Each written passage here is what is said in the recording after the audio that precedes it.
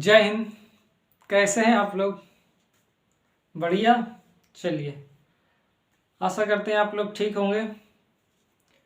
हम लोग भारतीय भूगोल पढ़ रहे हैं। भारतीय भूगोल में जो इस समय वर्तमान में चल रहा है वो है मृदाओं के बारे में, भारतीय मृदाओं के बारे में देख रहे हैं। ठीक है, ठीक। तो भारतीय मृदाओं में हम लोग कई सारे वीडियो देख चुके हैं। ठीक है, कि मृदा होती क्या है। ठीक है, ये देखें कि वास्तव में मृदा क्या है। फिर इसके बाद मृदा को प्रभावित करने वाले कारक। फिर इसके बाद मृदा परिच्छेदिका देखें। ठीक है, मृदा परिच्छेदिका के बाद हम लोग ये देखें कि फिर प्रक्रियाएं क्या हैं, कि मृदा बन रही है। ठीक है, कई जगह पर अलग अलग प्रक्रियाएं होती है, हर स्थान पर तो एक ही क्रिया नहीं चलती। विषुवतीय रेखा पर अलग क्रिया चल रही है। ठीक है, और इसके बाद शीत ऋतु में मतलब शीत जगह पर अलग चल रही है, जहाँ उपोष्ण क्षेत्र वहाँ अलग चल रही है, शीतोष्ण क्षेत्र में अलग प्रक्रिया चल रही है। मतलब मिट्टी बनने की प्रक्रियाएं हर स्थान पर अलग अलग चल रही हैं। तो उन प्रक्रियाओं के बारे में देखें, जैसे लेटराइजेशन, पॉट जालीकरण, कैल्सिफिकेशन, ग्लेइंग हो गया, इसके बाद सैलिनाइजेशन हो गया। ठीक है, डिसाइलिकेशन हो गया, ये सभी हम लोग देखे हैं। ठीक, इसके बाद हम लोग ये देखें कि विश्व में 3 प्रकार की मृदाएं पाई जाती हैं। ठीक है, जो मार्बुत है, CF मार्बुत 1938 अमेरिका में, ये बताएं कि विश्व में जितनी भी मृदाएं हैं वो 3 प्रकार में ही डिवाइड किया जा सकता है। ठीक है, तो उन्होंने कहा क्षेत्रीय मृदा, अंतः क्षेत्रीय मृदा एवं अक्षेत्रीय मृदा, ये 3 मृदाओं में डिवाइड कर दिए। इसके बाद जितनी भी मृदाएं होंगी वो सभी इन्हीं मृदाओं में शामिल होंगी। ये 3 जो प्रकार बताए हैं इन्हीं मृदाओं में शामिल होंगी। तो ये सब 1938 में CF मार्बुत ने बताया। ठीक, तो हम लोग ये सब भी देखें। फिर इसके बाद हम लोग भारत की मृदाओं के बारे में देखें। ठीक है, भारत की मृदाओं में देखें कि भारत की मृदा 8 भागों में डिवाइड किया गया है। ठीक है, ICAR द्वारा डिवाइड किया गया है। मतलब भूमि नियोजन, जो भूमि उपयोग नियोजन ब्यूरो है, राष्ट्रीय मृदा सर्वेक्षण, ये सभी उसी के अधीन आते हैं। तो सर्वेक्षण किया गया, इसके बाद फिर क्या किया गया, भारत में मृदाओं को बांटा गया। तो 8 प्रकारों में बांट दिया गया। 8 प्रकारों के बारे में देखें, लाल मृदा, काली मृदा, जलोढ़ मृदा, पर्वतीय मृदा, यहाँ पास मरुस्थलीय मृदा। ठीक है, लवणीय एवं क्षारीय मृदा, पीट या दलदली मृदा हो गया। इसके बाद हम लोग यहाँ लैटेराइट मृदा। तो ये सब मृदाओं के बारे में हम लोग देखें। ठीक है, तो आप लोग देखेंगे ना इससे पहले वाले वीडियो। ठीक, इससे पहले हम लोग क्या देखें, इससे पहले हम लोग जलोढ़ मृदा के बारे में देखे हैं, और साथ ही साथ लाल मृदा जो यहाँ पाई जाती है। ठीक है, इस क्षेत्र में लाल मृदा यहाँ पाई जाती है, यहाँ भी पाया जाता है। ठीक है, तो लाल मृदाओं के बारे में देखें। और काली मृदा, काली मृदा इस क्षेत्र में और इस क्षेत्र में पाया जाता है, तो इसके बारे में भी हम लोग कल देख चुके हैं। ठीक, तो आप लोग देख लीजिएगा। और आज हम उससे आगे चलते हुए हम लोग ये इसी के आगे अब आज देख लेते हैं। जैसे यहाँ लेटराइट मिट्टी है, पर्वतीय मृदा इस क्षेत्र में, यहाँ से लेकर यहाँ पास ये है, ये सिक्किम वाले क्षेत्र, अरुणाचल प्रदेश वाले क्षेत्र में, नीचे वाले क्षेत्र पर यहाँ ये यहाँ पास भी है, उत्तराखंड वाले क्षेत्र पर, तो वो देखेंगे। यहाँ पास मरुस्थलीय मृदा वो देखेंगे, पीट एवं दलदली मृदा यहाँ पास है। और इसके बाद जो क्षारीय एवं लवणी ज्यादातर यहाँ पास पंजाब हरियाणा वाले क्षेत्र पर है, तो उसको देखेंगे। ठीक है, तो आज 2-3 जो भी होगा उसे देख लेते हैं। तो इससे पहले वाला आप लोग वीडियो देखेंगे ना। ठीक, इससे पहले वाला इससे पहले लाल मृदा एवं काली मृदा बताया गया, और उससे पहले वाले वीडियो में यह बताया गया कि मृदा कितने प्रकार में डिवाइड किया गया है, तथा जलोढ़ मृदा के बारे में। जलोढ़ मृदा को भी 2 भागों में डिवाइड किया गया था, खादर एवं बागर में। ठीक है, तो देख लीजिएगा। आज हम उसी के आगे चलते हुए हम लोग जो चौथी मृदा उसको देखते हैं। ठीक, चलिए आगे लिखते हैं। ठीक, तो आप लोग 3 मृदाओं के बारे में देख लेंगे, कौन कौन से हम पढ़ चुके हैं। यहाँ पास जो काली मृदा पाई जाती है उसके बारे में, लाल मृदा के बारे में, और एक मृदा हो गया जलोढ़ मृदा। जलोढ़ मृदा यह पूरा उत्तर भारत के क्षेत्र में पाया जाता है। ये मतलब नदी घाटियों में मुख्य रूप से जलोढ़ मृदा पाया जाता है। तो इस वाले क्षेत्र में जैसे गंगा नदी घाटी बहती है। ठीक है, और ये है ब्रह्मपुत्र यहाँ बहती थी इस वाले क्षेत्र में, और यहाँ से कृष्णा गोदावरी की जो निकलती हैं। ठीक है, वो अपने साथ यहाँ पास लाती है मिट्टियाँ। मतलब नदी के घाटियों में मुख्य रूप से पाया जाता है, क्योंकि वो 18 पर्वतों को तोड़ती है और छोटे छोटे कणों में विभाजित कर देती है, उसमें नमी होती है, पोषक तत्व होते हैं, तो उसे ही जलोढ़ मृदा कहते हैं। इसके बारे में हम लोग बात कर चुके हैं, तो आप लोग देखिएगा। ठीक, तो अब हम शुरू कर रहे हैं, जो वो है मृदा हम लोग कौन से देखें, ये लैटेराइट मृदा देखते हैं। ठीक है, तो आप क्या जानेंगे, ये यहाँ पास है लैटेराइट, यहाँ पास भी पाई जाती है इस वाले क्षेत्र पर, इस वाले मतलब थोड़ा थोड़ा वितरित है। तो देखते हैं लैटेराइट मृदा। ठीक है, लेटेराइट सॉयल। ठीक है, ठीक, तो हम ब्लैक, रेड और इलुवियल सॉइल देख चुके हैं। अब हम लोग लेटेराइट सॉइल देखेंगे। ठीक है, इसके बाद हम लोग डिजर्ट सॉइल देख लेंगे, फिर यहाँ पास हिल सॉइल है, तो वो सब देखते हुए चलेंगे। चलिए, तो इसमें क्या लिखेंगे, पहले तो ये देख लें कि ये स्थित कहाँ कहाँ है। ठीक है, तो आप ये किनारे वाला छेद देख रहे हैं, आप देखिए इधर भी न, ये है, आप लोग को बताया गया था कि ये बीच वाला भाग ये क्या है, पठारी वाला भाग, ये वाला यहाँ से लेकर ये वाला पूरा क्षेत्र, यहाँ से यारा वाली क्षेत्र है। ठीक है, यहाँ से पूरा ये क्षेत्र पठारी है। ये सबसे पहले भारत की पहली स्थिति पठारी तो थी। ठीक, धीरे धीरे क्या हुआ, ये नीचे नदियां बहती रही तो इधर भी क्या हो गया, मृदा हो गई, और इधर भी मृदा हो गई। ठीक है, और इस क्षेत्र में भी मृदा का निर्माण हुआ, क्योंकि जब पर्वत बना, फिर ये सब देख चुके हैं तो आप देखिएगा। तो सबसे पहले भारत केवल पठारी भाग था। ठीक, तो पठारी वाले भाग का जो ये मतलब पश्चिमी वाला भाग है, तो उसे पश्चिमी कगार कहा गया। पश्चिमी कगार से नदियां निकलती हैं। ठीक है, जो कुछ पूर्व की तरफ भी बहती हैं, कुछ पश्चिम की तरफ बहती हैं। तो आप ये बताइए कि ये नदियां बहेंगी तो अपने साथ मृदा, तो जलोढ़ मृदा मुख्य रूप से बनाएंगे। तो इस किनारे वाले क्षेत्र में तो लगभग जलोढ़ मृदा पाई जाती है। इस वाले भी किनारे वाले क्षेत्र में जलोढ़ मृदा देखे थे। ठीक है, ठीक, तो इस किनारे वाले क्षेत्र में तो पाई जाती है। और जहां पास अत्यधिक वर्षा होती है, जैसे इस वाले क्षेत्र में वर्षा बहुत होती है, क्योंकि यहाँ से पश्चिमी घाट है, पश्चिमी घाट उठा हुआ भाग है।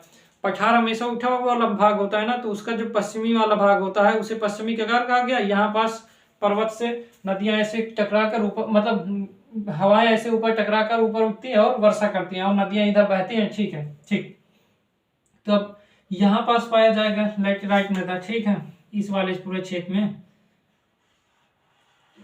कुछ कुछ क्षेत्र में हम लोग देखते हैं, एकदम किनारे हम लोग नहीं बना रहे हैं, क्योंकि किनारे वाले क्षेत्र में जलोढ़ मृदा पाई जाएगी। ठीक है, जलोढ़ मृदा क्यों पाई जाएगी उसके बारे में हम लोग देख लेते हैं।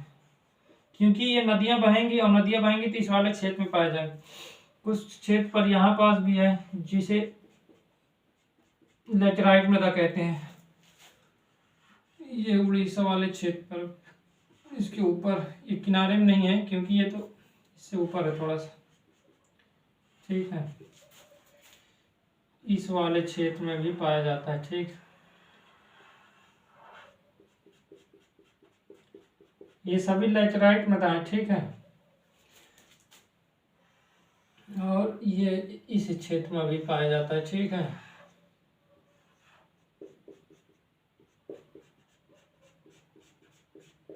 ठीक, तो ये सभी क्षेत्रों में क्या पाया जाता है, इस वाले क्षेत्र में भी, ये है मध्य प्रदेश वाला क्षेत्र। ठीक है, तो यहाँ पास लैटेराइट मृदा पाई जाती है, तो इन वाले क्षेत्रों में पाया जाता है। तो अब हम लोग देखते हैं, लैटेराइट मृदा वहां बनता है जहां पास अत्यधिक तापमान होता है और अत्यधिक वर्षा होती है। ठीक है, ये दो पॉइंट याद रखना है।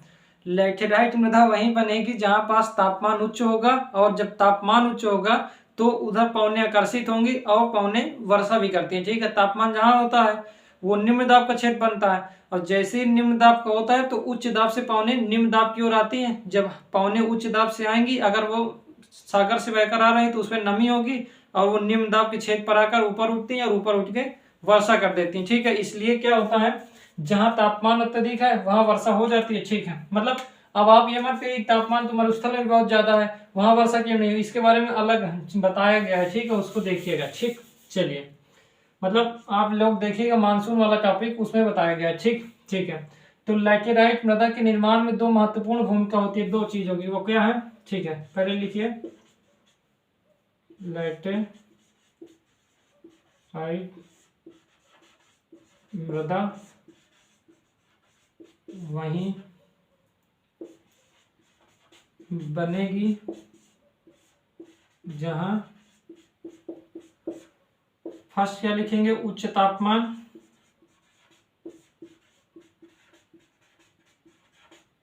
तथा ज्यादा या उच्च वर्षा। ठीक है, ज्यादा वर्षा। ठीक, तो इसको तो याद ही रखना है, लैटेराइट मृदा वहीं बनेगी जहां उच्च तापमान होगा, जहां उच्च तापमान होगा वर्षा होगा। ये जरूरी नहीं है, क्योंकि मरुस्थलीय क्षेत्र पर ऐसा नहीं है कि मरुस्थलीय क्षेत्र में तापमान ज्यादा होता है लेकिन वर्षा नहीं होता। उसके कई कारण अलग से हैं, हम मानसून में देख चुके हैं कि यहाँ पास वर्षा मरुस्थल में क्यों नहीं होता, वहां तापमान तो ज्यादा है लेकिन वर्षा क्यों नहीं हो रहा है। यहाँ तापमान ज्यादा होता है तो यहाँ वर्षा होती है, उसके अलग अलग कारण है। इसके बारे में मानसून में देखिएगा, बताया गया है कि देखिए यहाँ पास हवा टकरा ही नहीं पाती, और यहाँ इधर से पवनें जो चलती हैं वहां तक पहुंचते पहुंचते नमी नहीं रह जाती है, और इधर से जो पवनें चलती हैं अरब सागर से इधर, वो यहाँ नहीं टकरा पाती, इस कारण वर्षा नहीं होती। इस वाले क्षेत्र में तापमान ज्यादा है और क्या हुआ, वर्षा आती है पश्चिमी घाट से टकराकर ऊपर उठती है और वर्षा कर देती है। ऊपर उठ के वर्षा क्यों करती है, ऊपर उठ के वर्षा इसलिए कर देती है क्योंकि ऊपर जाने पर क्या होता है, तापमान कम होता है। 1 किलोमीटर जाएंगे तो 6.5 डिग्री तापमान कम हो जाता है। इसके बारे में हम लोग मानसून में देख चुके हैं, आप लोग देखिएगा, ठीक है। ठीक, तो लैटेराइट मृदा वहीं बनेगी जहां उच्च तापमान होगा एवं उच्च वर्षा होगी, ठीक है। अब आप ये बताइए, ये नीचे वाला 8 डिग्री 4 मिनट है, ठीक है, 8 डिग्री 4 मिनट, इसका मतलब ये विषुवत रेखा के पास है, तो ये वाला क्षेत्र गर्म है, ठीक। तो इस क्षेत्र में वर्षा अत्यधिक हुई, यहाँ पास और ये मेघालय पठार में तो सबसे ज्यादा वर्षा होती है। मौसिनराम का नाम सुने, चेरापूंजी का, तो यहाँ पास बहुत वर्षा होती है, 1080 सेंटीमीटर की वर्षा होती है, यहाँ 250 सेंटीमीटर की, मतलब सबसे ज्यादा वर्षा तो यही होती है, ठीक है। राजस्थान में जितनी वर्षा 10 सालों में नहीं होती जैसलमेर में, उतनी वहां एक दिन में हो जाती है, तो बड़ी बात है, ठीक ठीक। तो लैटेराइट मृदा वहीं बनेगी जहां उच्च तापमान होगा, ज्यादा वर्षा होगी, ठीक। तो अब सेकंड पॉइंट लिखिए, क्या लिखेंगे इसमें, लिखिए कौन कौन सा क्षेत्र, थोड़ा देख लें, ठीक। पहले ये देख लें, इसका अगर क्षेत्रफल के आधार पर कुल मृदाओं का देखें तो कितना है, इसका क्षेत्रफल विस्तार अगर देखेंगे तो कुल मृदाओं का, जितनी मृदा है, कुल मृदाओं का 3.7% है, ठीक है। तो लगभग 3.7% क्षेत्रफल पर जो जितनी मृदाएं हैं, 8 प्रकार की मृदाएं, उसका जो 3.7% होगा वो लैटेराइट मृदा है, ठीक है। सबसे ज्यादा मृदा तो जलोढ़ मृदा है, इसके बारे में देख लिए, फिर लाल मृदा है, ठीक है, फिर काली मृदा है। इसके बाद आप देखिए इसका क्षेत्रफल कितना, 3.7, ठीक है, 3.7 लिख लीजिएगा, ठीक है। इसका क्षेत्रफल विस्तार कुल मृदाओं का 3.7% है, ठीक है, ठीक, लिख लेंगे, ठीक। दोनों पॉइंट लिखिए, रफ कर दें, चलिए।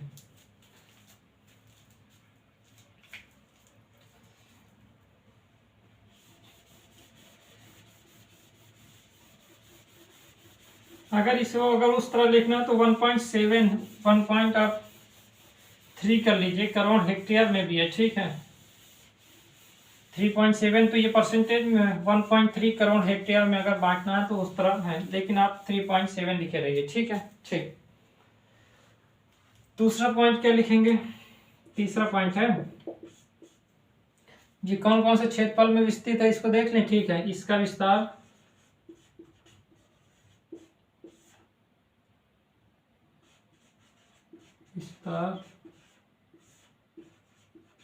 अग्रलिखित भाग पर है, अग्रलिखित भाग पर देखिए। अब इसमें देखते हैं कौन कौन सा कर्नाटक कर्नाटक का क्षेत्र, ठीक। कर्नाटक के बाद नीचे केरल है, ये है तमिलनाडु, लिखते जाइएगा, ठीक है, तमिलनाडु, ठीक। तमिलनाडु के बाद ये कौन सा भाग है, मध्य प्रदेश, उसके बगल में वो कौन सा, उड़ीसा का, ठीक है। पश्चिम बंगाल, ठीक है, वो वाला क्षेत्र है थोड़ा सा छत्तीसगढ़ वाला, ठीक। और ये कौन सा क्षेत्र वहां पास है, वो है मेघालय पठार, मेघालय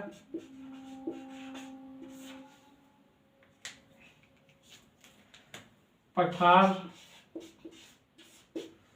और असम, ठीक है। ये है मेघालय, ये वाला पूरा भाग कौन सा है, ये वाला पूरा भाग है मेघालय वाला, और ये है असम का क्षेत्र, ये भी असम का है, ठीक है।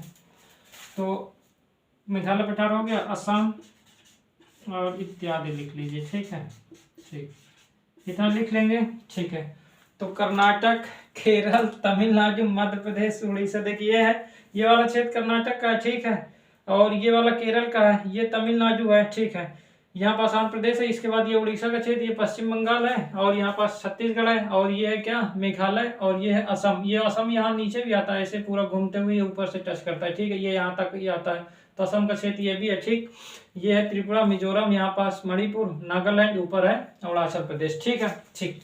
तो इस वाले क्षेत्र पर ये पाया जाता है। कौन लिख लिए ना, ठीक है। इसका विस्तार विभाग में कर्नाटक, केरल, तमिलनाडु, मध्य प्रदेश, उड़ीसा, मध्य प्रदेश, छत्तीसगढ़, मेघालय, बैठा रहे हो, असम इत्यादि, ठीक। इतना लिख लिए। चलिए आगे चले, चलिए लिखे आगे, चलिए।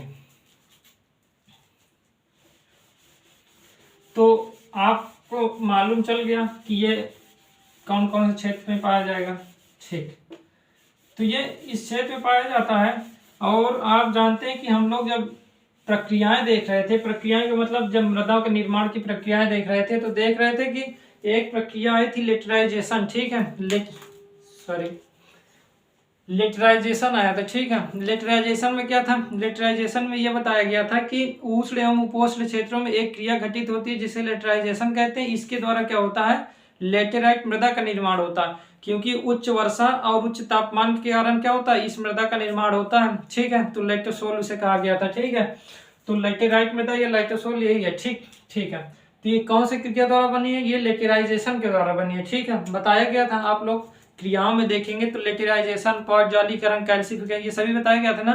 तो उसमें से एक क्रियाएं थी लेटराइजेशन, तो वो लेटराइजेशन द्वारा मुख्य रूप से लेटेराइट मृदा का निर्माण होता है, ठीक है, ठीक।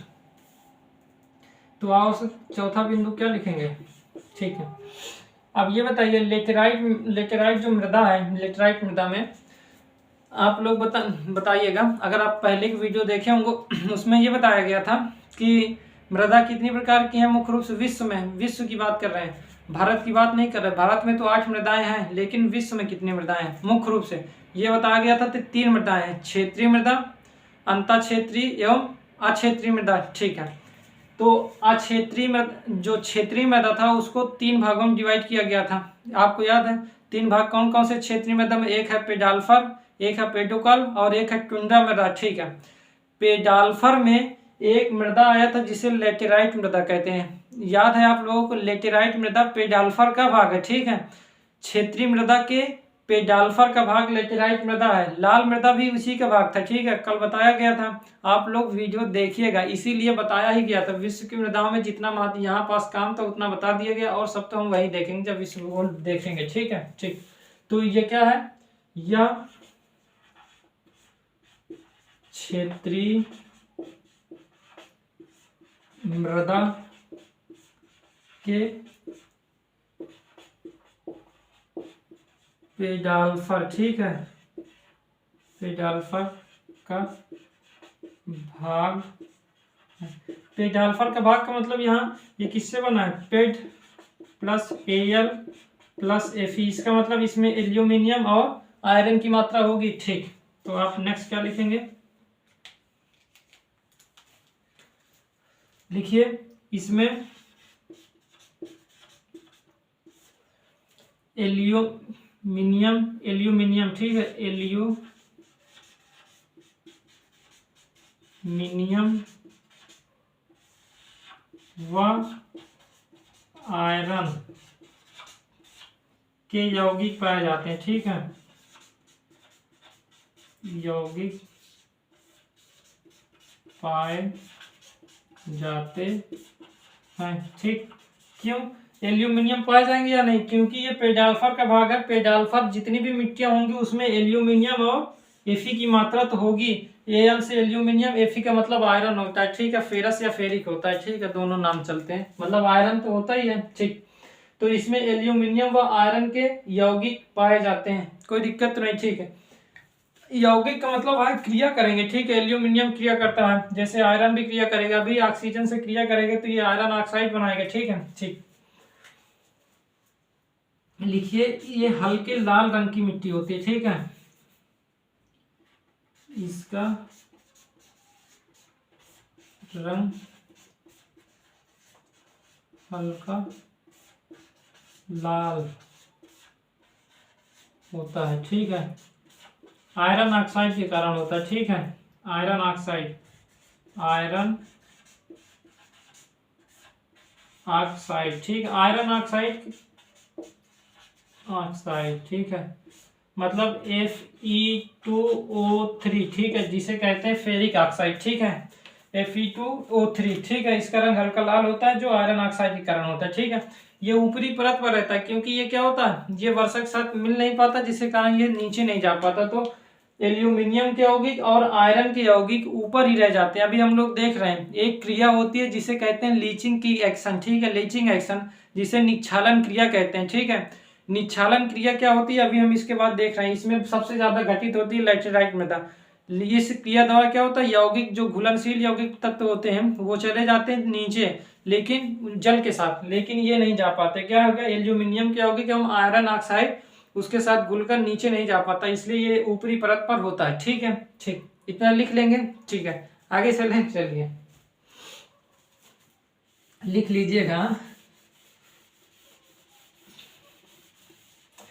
अब देखिए इसमें जो सबसे महत्वपूर्ण ये है कि ये उतनी उपजाऊ नहीं होती है जितनी जलोढ़ मृदा, ये कम उपजाऊ होती है। लेकिन इसमें जैसे काजू वाजू की खेती, ठीक है, बागानी खेती, काजू हो गया, सिनकोना, रबड़, ये इत्यादि खेती इसमें कर सकते हैं, ठीक है। ठीक, तो आप लिखना चाहें तो इसमें लिख लीजिए, इसमें बागानी कृषि की जाती है। जैसे मान लें कि जैसे रबड़, सिनकोना के यहाँ पेड़ बहुत ज़्यादा पाए जाते हैं। सबसे ज़्यादा जो पाया जाता है वो सिनकोना के पेड़ इसी क्षेत्र में मतलब जहाँ पास वर्षा ये लैटेराइट मृदा होती है वहीं पाया जाता है। सिनकोना कर्नाटक और केरल वाले क्षेत्र पर, ठीक है। और आप काजू इत्यादि लिख लीजिए, ठीक है। फिर तो बागानी कृषि की जाती है, जैसे रबड़, सिनकोना, रबड़ भी यही क्षेत्र में पाया जाता है, मतलब लैटेराइट मृदा में ही पाया जाता है, ठीक है। जहाँ पास लैटेराइट मृदा होगी वहां पास ये होगा, ठीक ठीक। एक क्रिया है जिसे लीचिंग की प्रक्रिया कहते हैं, ठीक है। लीचिंग या निक्षालन की क्रिया, उसे देखते हैं, ठीक है। क्या इसे रफ करें थोड़ा सा, फिर देखते हैं।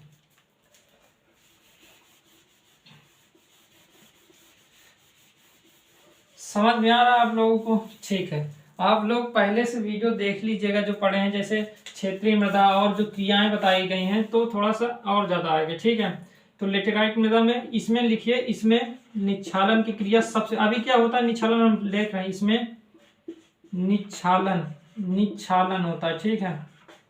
निक्षालन, अगर इसे कहते हैं लीचिंग, इसे थोड़ा लीचिंग, हर स्थान पर लीचिंग लिखा रहेगा, ठीक है। निक्षालन की क्रिया सर्वाधिक होती है, ठीक है। इस मिट्टी में निक्षालन की क्रिया सबसे ज्यादा होती है, ठीक है। क्यों होती है अभी देखते हैं, पहले लिख लीजिए, इसमें निक्षालन की क्रिया सर्वाधिक होती है। आप लिखिए जैव पदार्थ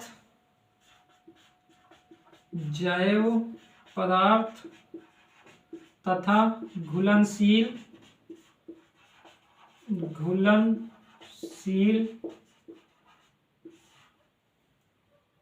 खनिज पदार्थ, ठीक है। खनिज पदार्थ जल में घुलकर नीचे चले जाते हैं, ठीक है। नीचे गहराई में चले जाते हैं, ठीक है। गहराई, नीचे गहराई में चले जाते हैं, ठीक है। तो इसमें निक्षालन की क्रिया सर्वाधिक होती है। जैव पदार्थ एवं घुलनशील खनिज पदार्थ जल में घुलकर नीचे गहराई में चले जाते हैं, ठीक है। जो ऊपरी भूमि है परत पर नहीं रहते, ठीक है। घुलकर जमीन, उस भूमि, वो जो मिट्टी है उसके सबसे नीचे स्तर पर चले जाते हैं, ठीक है। जो जैव पदार्थ होते हैं वो नीचे चले जाते हैं, ठीक है। क्यों, जैव पदार्थ तथा घुलनशील खनिज पदार्थ जल है ना, तो जल यहाँ पर सर्वाधिक होगा क्योंकि वर्षा हो रही, ठीक है। अब आप बताइए इस क्षेत्र में सबसे ज्यादा वर्षा हो रही है, ठीक है। अब वर्षा होगी तो जो घुलनशील पदार्थ होगा वो वर्षा के जल के साथ क्या होगा, घुलकर नीचे चला जाएगा। अब निक्षालन क्रिया देखते हैं, ठीक है। कुछ नहीं, यही है। निक्षालन क्रिया में क्या होता है, जो तत्व घुलनशील होते हैं, ठीक है, जो तत्व घुलनशील होते हैं और जो जैव पदार्थ होते हैं, ठीक है, ये क्या होते हैं, पृथ्वी की ऊपरी सतह पर है, जो भूमि है लेटेराइट मृदा की ऊपरी सतह पर है, वर्षा हुई, वर्षा में जल उपलब्ध है, जो घुलनशील पदार्थ है वो क्या हुआ, उस वर्षा के जल में घुल जाते हैं, ठीक है, और फिर क्या होता है, जल नीचे नीचे इसका नीचे जाता है, उसी के साथ वो घुले हुए पदार्थ भी नीचे चले जाते हैं, ठीक है, जिस कारणवश जो घुलनशील खनिज पदार्थ एवं जैव पदार्थ होते हैं वो इस मृदा के निचले स्तर पर चले जाते हैं, ठीक है, ठीक है। इस क्रिया को ही क्या कहते हैं, निच्छालन क्रिया कहते हैं। इससे क्या होता है, इसकी उपजाऊ कम, इसका जो उपजाऊपन है वो कम हो जाती है, ठीक है, उपजाऊपन कम हो जाती है, क्यों, क्योंकि निच्छालन क्रिया होती है और सबसे ज्यादा लैटेराइट मृदा में होती है। ऐसा क्यों होता है, क्योंकि वर्षा सबसे ज्यादा यहाँ होती है, और जब सबसे ज्यादा वर्षा होगी तो घुलनशील पदार्थ घुलेंगे और नीचे चले जाएंगे, जिससे क्या होता है, इसकी उपजाऊपन कम हो जाता है, ठीक है, क्योंकि खनिज पदार्थ नीचे चले गए, ठीक है। बचेंगे क्या, बचेंगे एल्यूमिनियम के यौगिक, क्यों, अभी इसमें एल्यूमिनियम पाया जाएगा ना, क्यों, क्योंकि ये पेडाल्फर का भाग है, पेड प्लस एल प्लस एफी है, तो एल और एफी तो पाया ही जाएगा, तो ठीक है। एफी ऑक्सीजन के साथ क्या करता है, रिएक्ट करता है और क्या बनाता है, आयरन ऑक्साइड, ठीक है, और जब आयरन ऑक्साइड बन जाता है तो वो घुलनशील नहीं है, ठीक है, जिस कारणवश वो नीचे नहीं जा पाता, और इसी प्रकार एल्यूमिनियम क्या होगी, वो भी नीचे नहीं जा पाता, जिस कारणवश वो क्या होते हैं, इस लेटेराइट मृदा के ऊपरी परत पर ही रहते हैं, ठीक है, ठीक। तो निच्छालन क्रिया पता समझ में आ गया। निच्छालन क्रिया ये क्या होता है, जो घुलनशील एवं जैविक पदार्थ होते हैं वो जल में घुलकर नीचे चले जाते हैं, जिसे क्या कहते हैं, निच्छालन क्रिया कहते हैं, ठीक है, या लीचिंग एक्शन कहते हैं। कोई परेशानी तो नहीं है, ठीक है, लिख लेंगे ना, चलिए ठीक है। अब ये समझ में आया, ठीक। लीचिंग क्रिया सबसे ज्यादा होती है वर्षा के कारण होता है, ठीक है, ठीक। तो हो गया लेटेराइट मृदा, इतना ही है, ठीक है। उष्ण एवं उपोष्ण क्षेत्रों में होता है, चूंकि ये उष्ण एवं उपोष्ण क्षेत्र ही है, इस कारणवश ये लेटेराइट मृदा पाई गई है, ठीक है। आप लिखना चाहें एक बिंदु, उष्ण एवं उपोष्ण क्षेत्रों में पाया जाता है, ठीक है। ये मृदा, यह मृदा उष्ण व उपोष्ण क्षेत्रों में पाई जाती है, ठीक है। अब आप बताइए, उष्ण एवं उपोष्ण क्षेत्र, इस क्षेत्र से क्या गई है, कर्क रेखा, ठीक है, ये वाला, ठीक है, ये मतलब मिजोरम मणिपुर से ये सब होते हुए ये वाले क्षेत्र से गई, ठीक है। इस क्षेत्र का नीचे वाला भाग उष्ण होता है, ठीक है, लेकिन विषुवत रेखा के जो एकदम पास होता है वो उष्ण होता है, लेकिन जैसे जैसे ऊपर जाएंगे इस क्षेत्र में आएंगे तो वो उपोष्ण वाला क्षेत्र हो जाए, मतलब उप उष्ण होता है। उप का मतलब उप, उससे कम होगा, उष्ण का मतलब तो उष्ण होता है, तो कम गर्म वाला, गर्म तो रहेगा लेकिन इसकी अपेक्षा कम गर्म रहेगा, उसे उपोष्ण कहेंगे, ठीक। तो ये मृदा देखिए इसी क्षेत्र पर तो पाई जा रही ज्यादातर, ये वाला क्षेत्र है जो थोड़ा सा है, ये कारण है कि हिमालय पर्वत के कारण अत्यधिक ठंड नहीं हो पाता, जिस कारणवश ऐसा है, ठीक है, ठीक। तो वो भी उपोष्ण क्षेत्र में आ गया, ठीक। तो यह मृदा उष्ण व उपोष्ण क्षेत्र में पाई जाती है। देखिए इस क्षेत्र, ये क्षेत्र क्या, उष्ण एवं उपोष्ण क्षेत्र में, ये वाला भी भाग, ये वाला भाग आपको दिख रहा होगा, लेकिन वास्तव में ये उपोष्ण ही क्षेत्र है, क्योंकि उधर से ठंडी हवाएं ज्यादा आ नहीं पाती, इधर से चीन की तरफ से, ठीक है, रसिया की तरफ से, साइबेरिया की तरफ से, ठीक, ठीक। तो लेटेराइट मृदा समझ में आ गया, ठीक। आगे चले हम लोग, एक मृदा और देख लें, ठीक है, ठीक, ठीक है। इसमें अब आप खनिज पदार्थ जैसे चले जाते हैं इसमें नीचे, तो क्या होगा, जैसे ह्यूमस की मात्रा, अगर आप लिखना चाहें एक पॉइंट और लिख लीजिए। जैसे इसमें ह्यूमस क्या होता है, अत्यधिक तापमान होता है, तापमान के कारण जीवाणु उत्पन्न होते हैं, जो ह्यूमस को क्या कर देते हैं, नष्ट कर देते हैं, ठीक है। तो एक पॉइंट आप लिख लीजिए, अत्यधिक तापमान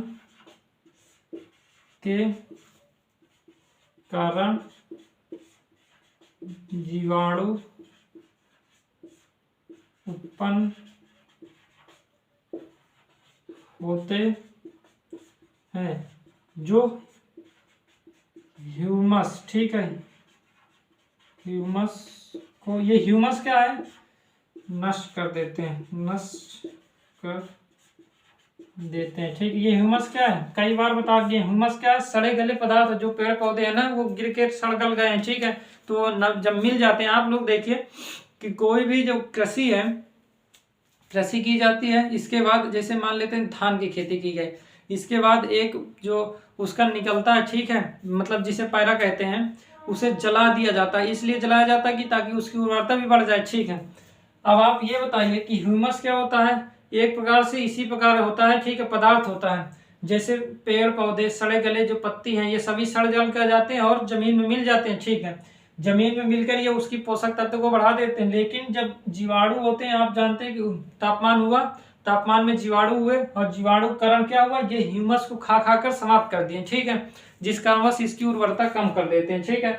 कुछ उर्वरता तो कम हो गई, खनिज पदार्थ नीचे चले गए, और कुछ उर्वरता कम कर देते हैं, ये जीवाणु उत्पन्न हो जाते हैं, ठीक है, ठीक। तो इसमें कह सकते हैं कि नाइट्रोजन, फास्फोरस, ह्यूमस की मात्रा कम होती है, ठीक है, ह्यूमस की मात्रा कम, ठीक है, कोई दिक्कत तो नहीं, ठीक, इतना लिख लिए।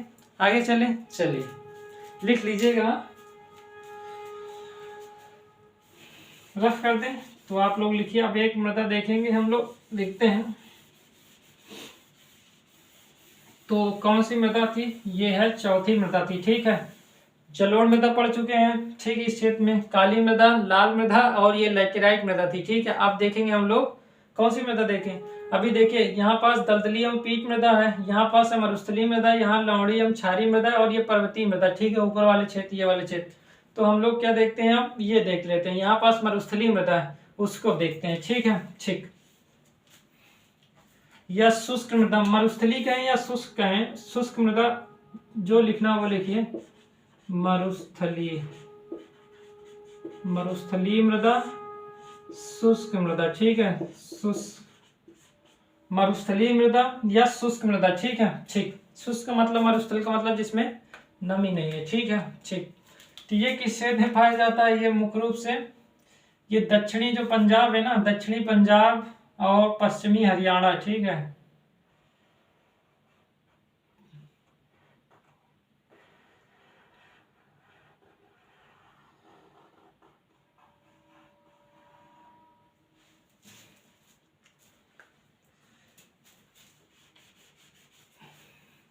पश्चिमी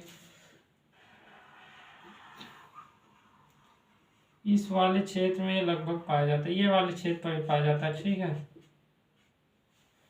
ये इसको थोड़ा दूसरे तरह से बना देते हैं, क्रॉस कर देते हैं,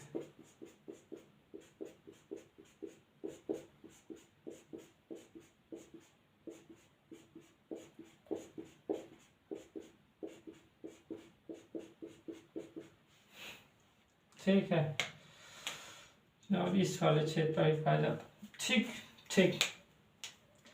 तो मरुस्थलीय मृदा एवं शुष्क मृदा, ठीक, ठीक है। अब इसमें लिखिए मरुस्थलीय जो मृदा, इसमें क्या नहीं होगा, इसमें नमी नहीं होगी, सबसे मतलब नमी तो नहीं होगी, शुष्क इसीलिए है क्योंकि इसमें नमी नहीं है। नमी होती तो ये शुष्क क्यों होता है, ठीक है, या मरुस्थल क्यों बनता है, ठीक है।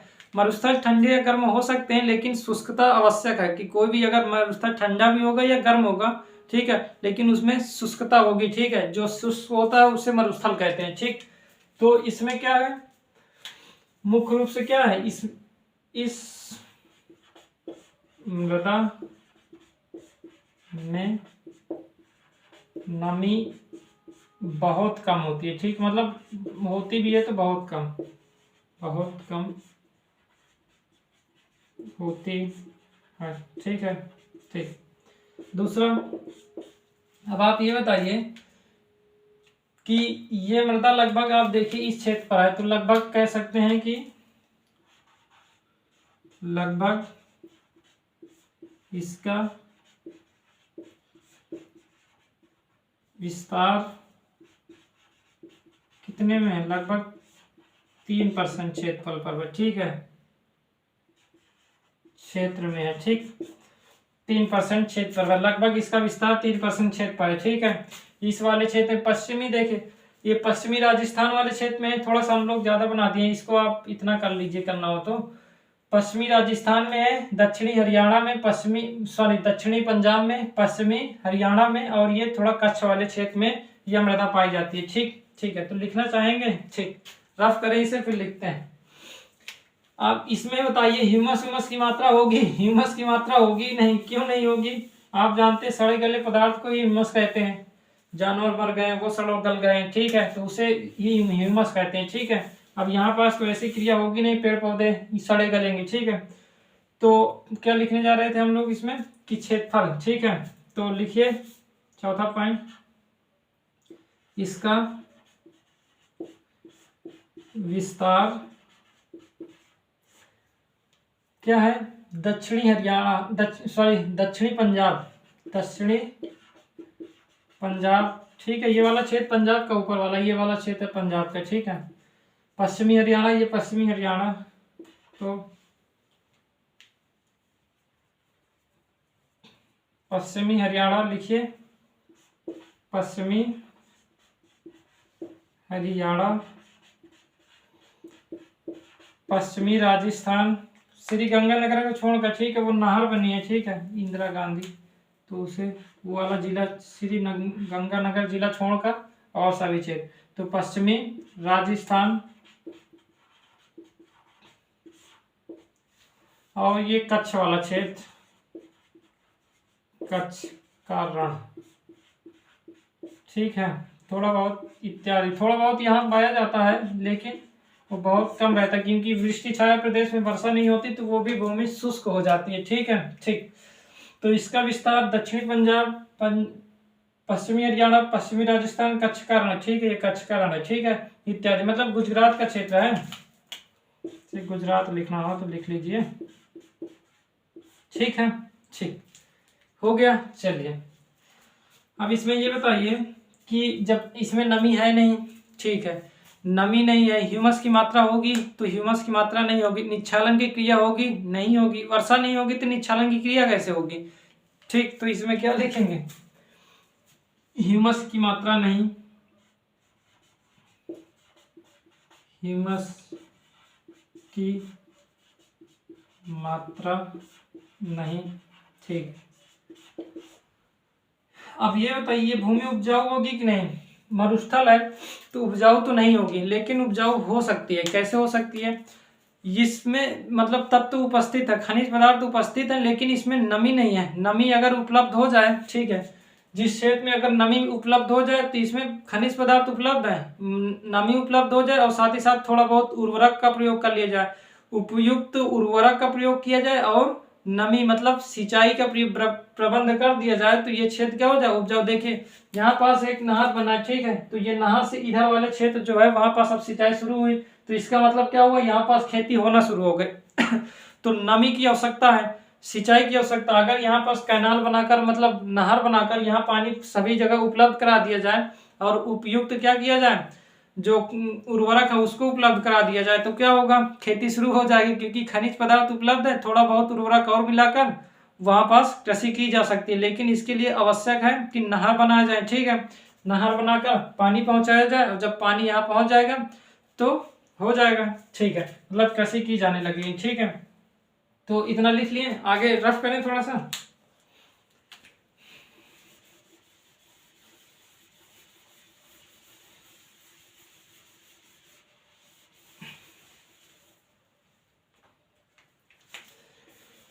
क्या कर सकते हैं कि जैसे यहाँ पास जल उपलब्ध कराकर तथा उपयुक्त उर्वरक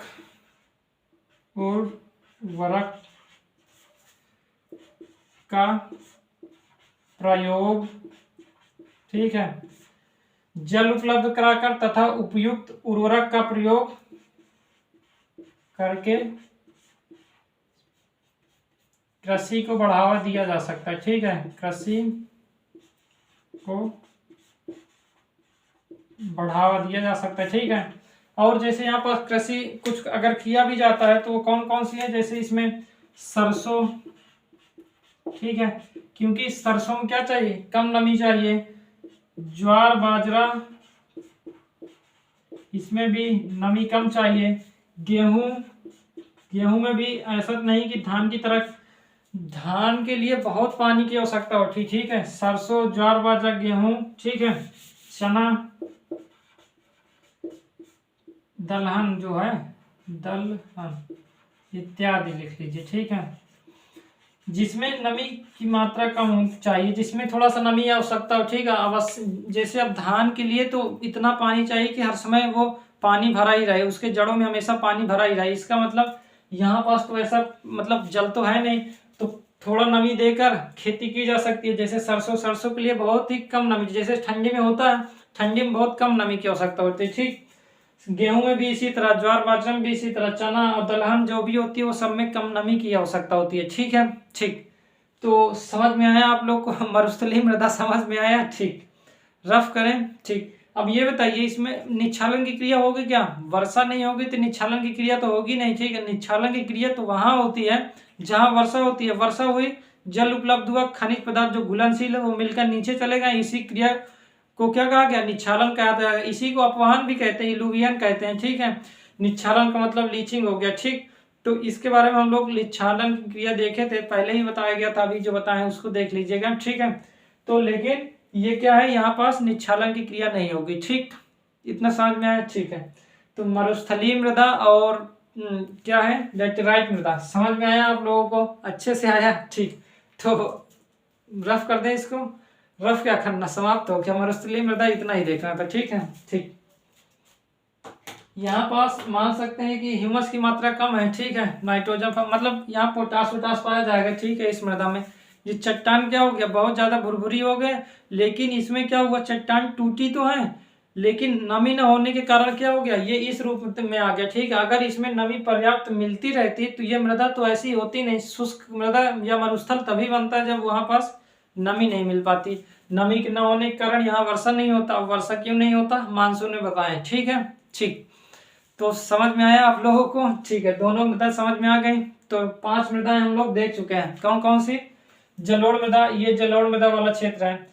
जलोढ़ मृदा, यहाँ पास काली मृदा कल देखे हैं, ये वाला क्षेत्र है लाल मृदा, ठीक है। ये है लेटेराइट मृदा और ये है मरुस्थलीय मृदा, ठीक है। जो इसके बाद हम लोग देखेंगे ये वाला क्षेत्र पर्वतीय मृदा का है, ये वाला सिक्किम का है, ये अरुणाचल प्रदेश। तो ये वाला क्षेत्र क्या है, पर्वतीय क्षेत्र का है। यहाँ पास बहुत अत्यधिक सिंचाई करने के कारण पंजाब हरियाणा में बहुत ज्यादा सिंचाई की जाती है, जिसका अमस क्या होता है, वो वहाँ क्षारीय और अम्लीय प्रकार की क्या हो जाती है, मिट्टी हो जाती है। उसके बारे में हम लोग कल देखेंगे, ठीक। यहाँ पास वर्षा के कारण दलदली होता है, क्योंकि सड़े गले पदार्थ वहां चले जाते हैं, तो वहां पास जो मिट्टी होती है एकदम दलदली प्रकार की हो जाती है, मतलब खेती की योग उतना नहीं होता, ठीक है। तो ये सब देख लेंगे कल, ये तीनों देख के समाप्त कर देंगे, ठीक। तो 8 मृदाएं हो जाएंगी, ठीक है। 5 मृदा देख चुके हैं, कल 3 देखेंगे, समाप्त हो जाएगा, ठीक। तो कल मिले हम आप लोगों से, ठीक है। तो आप लोग बताएंगे ना कैसा लगा, ठीक है। प्रतिक्रिया जरूर दे दीजिएगा और इससे पहले वाले वीडियो देख लीजिएगा। तो हम मिलेंगे कल, ओके, ठीक, बाय।